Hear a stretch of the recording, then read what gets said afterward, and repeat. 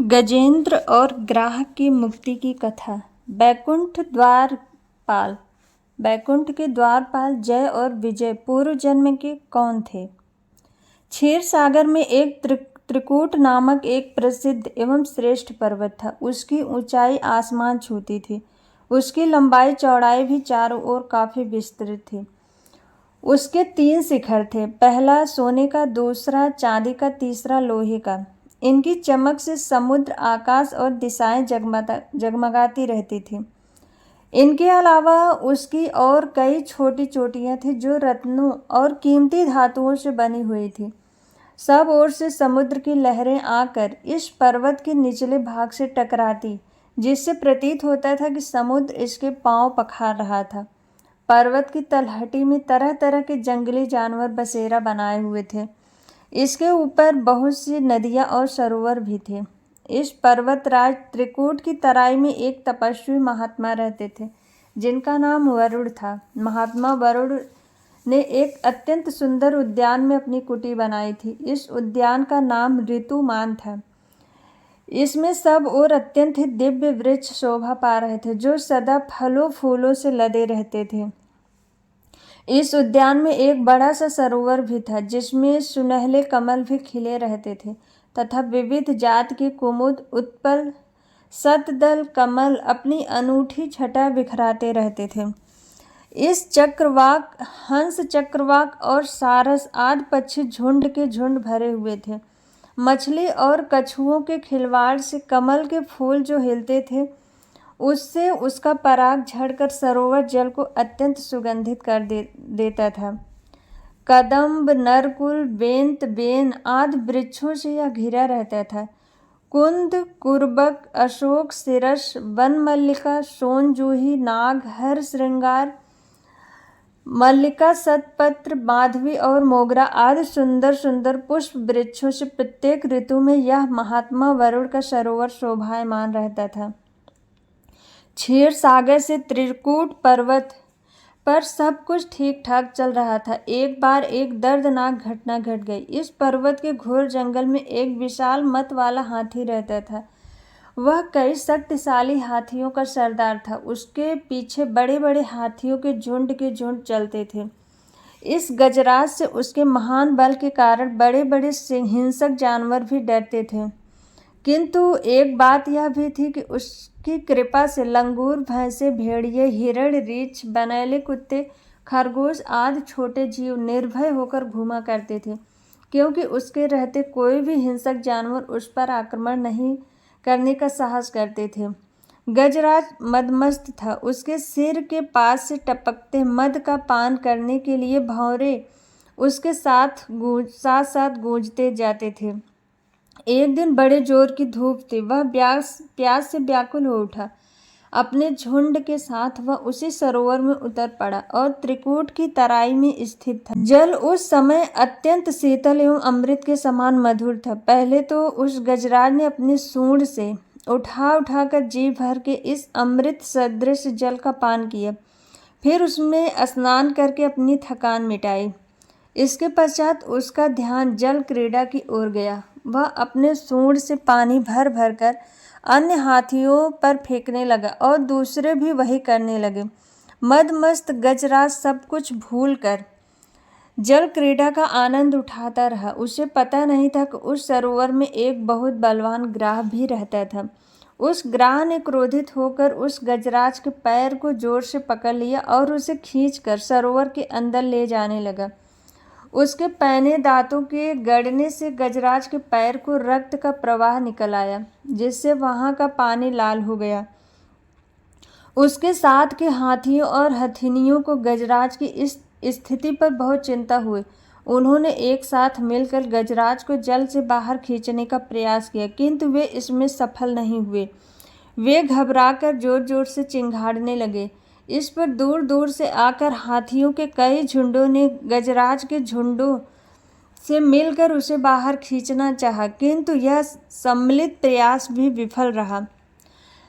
सभी हाथी शांत होकर अलग हो गए। अब ग्राह और गजराज में घोर युद्ध चलने लगा। दोनों अपने रूप में काफी बलशाली थे और हार मानने वाले नहीं थे। कभी गजराज ग्राह को खींचकर पानी में बाहर लाता तो कभी ग्राह गजराज को खींचकर पानी के अंदर ले जाता, किंतु ग्राह का पैर किसी तरह ग्राह के मुख से नहीं छूट रहा था, बल्कि उसके दांत गजराज के पैर में और गड़ते ही जा रहे थे और सरोवर का पानी जैसे तैसे पूरी तरह लाल हो आया था। गज और ग्राह के बीच युद्ध कई दिनों तक चला। अंत में अधिक रक्त बह जाने के कारण गजराज शिथिल पड़ने लगा। उसे लगा कि अब वह ग्राह के हाथों परास्त हो जाएगा। उसको इस समय कोई उपाय नहीं सूझा और अपनी मृत्यु को समीप पाकर उसने भगवान नारायण को याद किया। पूर्व जन्म के निरंतर भगवत आराधना के फलस्वरूप उसने निश्चय किया कि मैं कराल काल के भय से चराचर प्राणियों के शरण सर्वसमर्थ प्रभु की शरण ग्रहण करता हूँ। इस निश्चय के साथ गजेंद्र मन को एकाग्र हुए पूर्व जन्म में सीखे श्रेष्ठ स्तोत्र द्वारा गजेंद्र मोक्ष की स्तुति करने लगा। उसने एक कमल का फूल तोड़ा और उसे आसमान की ओर इस तरह उठाया जैसे वह उसे भगवान को अर्पित कर रहा हो। अब तक वह ग्राह द्वारा खींचे जाने से सरोवर के मध्य गहरे जल में चला गया और उसके सूंड का मात्र वह भाग ही ऊपर बचा हुआ था जिससे उसने लाल कमल पुष्प पकड़कर रखा हुआ था।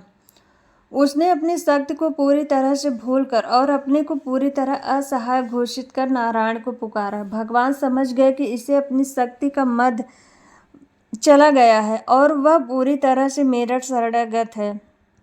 जब नारायण ने देखा कि मेरे अतिरिक्त यह किसी को अपना पक्ष नहीं मानता तो नारायण के न के उच्चारण के साथ ही वह गरुड़ पर सवार होकर चक्र धारण किए हुए सरोवर के किनारे पहुंच गए। उन्होंने देखा कि गजेंद्र पूरी तरह से डूबने वाला है। वह शीघ्रता से गरुड़ से कूद पड़े। इस समय वह बहुत से देवी देवता भी भगवान के आगमन को समझकर वहां उपस्थित हो गए। सभी के देखते ही देखते भगवान ने गजराज और गजेंद्र को एक क्षण में सरोवर से खींचकर बाहर निकाला। देवताओं ने आश्चर्य से देखा। उन्होंने सुदर्शन से इस ग्राह का मुंह फाड़ दिया और गजराज के पैर को कोई क्षति नहीं पहुंची। ग्राह देखते देखते तड़प कर मर गया और गजराज भगवान की कृपा दृष्टि से पहले की तरह स्वस्थ हो गया। ब्रह्मा आदि देवता गण भी श्रीहरि की प्रशंसा करते हुए उनके ऊपर स्वर्गिक सुमनों की वृष्टि करने लगे। सिद्ध और ऋषि महर्षि पर ब्रह्म भगवान विष्णु का गुणगान करने लगे। ग्राह दिव्य शरीरधारी हो गया। उसने भगवान विष्णु के चरणों में सिर रखकर प्रणाम किया और भगवान विष्णु के गुणों की प्रशंसा करने लगा। भगवान विष्णु के मंगलमय वरद हस्त के स्पर्श के पाप मुक्त होकर अभिशप्त गंधर्व ने प्रभु की परिक्रमा की और उनके त्रैलोक्य वंदित कमल चरणों में प्रणाम कर अपने लोक को चला गया। भगवान विष्णु ने गजेंद्र का उद्धार कर उसे पार्षद बना लिया। गंधर्व सिद्ध और देवतागण उसकी लीला का गान करने लगे। गजेंद्र की स्तुति से प्रसन्न होकर भगवान विष्णु ने उस सबके समक्ष कहा, प्यारे गजेंद्र, जो लोग ब्रह्म मुहूर्त में उठकर तुम्हारी की हुई स्तुति से मेरा स्तुवन करेंगे, मैं उन्हें मृत्यु के समय निर्मल बुद्धि का दान करूंगा। यह कहकर भगवान विष्णु ने पार्षद रूप में गजेंद्र को साथ लिया और गरुड़ पर आरूढ़ होकर अपने दिव्य धाम को चले गए। गज और ग्राह अपनी भक्ति और विष्णु के हाथों से मुक्ति के चलते वैकुंठ धाम में स्थान मिला। दोनों इस लोक में द्वारपाल नियुक्त हुए, जिनका नाम था जय और विजय। आगे सनत कुमारों के श्राप के चलते दोनों हिरणाक्ष, हिरण्यकश्यप, रावण, कुंभकर्ण और शिशुपाल दंतवक्र हुए। ऋषि कपिल का नाम तो सबने ही सुन रखा होगा, जिनके वंशज ऋषभ देव ने जैन धर्म का प्रादुर्भाव हुआ था। वो कपिल मुनि महर्षि कर्दम के पुत्र थे। कर्दम ऋषि की पत्नी का नाम देवहूति था। उन्हीं के गर्भ से कपिल मुनि जन्मे थे, लेकिन उन्हीं देवहूति को कर्दम जी से पहले और भी संतानें हुई थी। उन्हीं कर्दम और देवहूति के कपिल मुनि से दो बड़े पुत्र थे जो कि वेदज्ञ थे। एक बार एक राजा के यहाँ यज्ञ संपन्न कर आए दोनों को धन मिला तो उसके लिए विवाद हो गया। तब दोनों ने एक दूसरे को ग्राह और गज होने का श्राप दिया था। दोनों विष्णु भक्त थे और दोनों की बात सच भी हुई। लेकिन मृत्यु से पहले उन्होंने तपस्या कर विष्णु जी को प्रसन्न कर लिया और वरदान में मुक्ति मांग ली। इसलिए अगले जन्म में उन्हें पूर्व जन्म का स्मरण था और दोनों ने भगवान विष्णु के हाथों मुक्ति पाई। जय श्री विष्णु हरि। मुक्ति पाई। जय श्री विष्णु हरि।